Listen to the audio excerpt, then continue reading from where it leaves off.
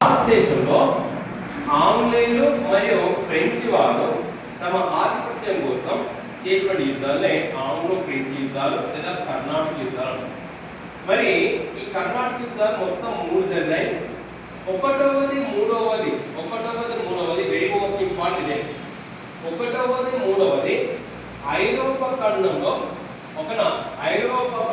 జరిగిన వారసత్వ తగాదాలు లేదా ఐరోపా ఖండంలో జరిగినటువంటి ఇష్యూస్ లేదా తగాదాల యొక్క ప్రభావం ఇండియాలో చూపించింది.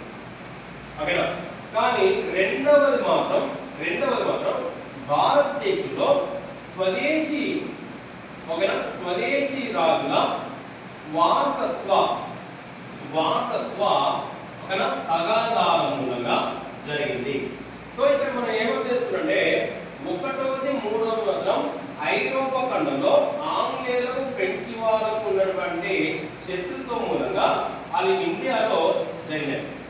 కానీ రెండవది మాత్రం స్వదేశీల రాజుల వారసత్వం కోసం తగాదా జరిగితే అందులో ఆంగ్లేయులు ఫ్రెంచ్ వారు ఇన్వాల్వ్ అయినారు లేదా వాళ్ళు పాల్గొని అక్కడ యుద్ధం చేశారు.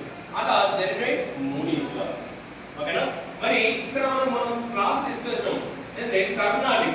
సో కర్ణాటక అనగా తమిళనాడు అంటే మనకు దక్షిణ ఆంధ్రప్రదేశ్, ఉత్తర తెలంగాణ, ఉత్తర తమిళనాడు. ఓకేనా? దక్షిణ ఆంధ్ర మరియు తమిళనాడు. ఓకేనా? తమిళనాడు ఈ ప్రాంతాన్ని కలిపి ఒక అన్నాడు ఆర్కాట్.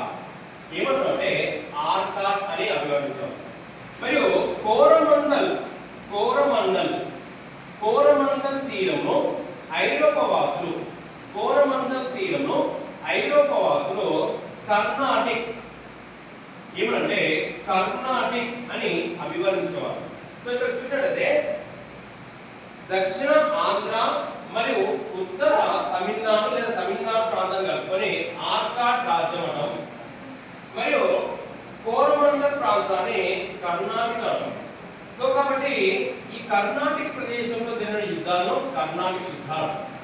అయితే ఇక్కడ ఆర్కాట్ నవాబ్ లేదా ఆర్కాట్ ను ఔరంగజేబ్ తర్వాత ఆర్కాట్ ను దోస్త్ అలీ వంశస్థులు లేదా ఇక్కడ ప్రధానంగా అన్వరుద్దీన్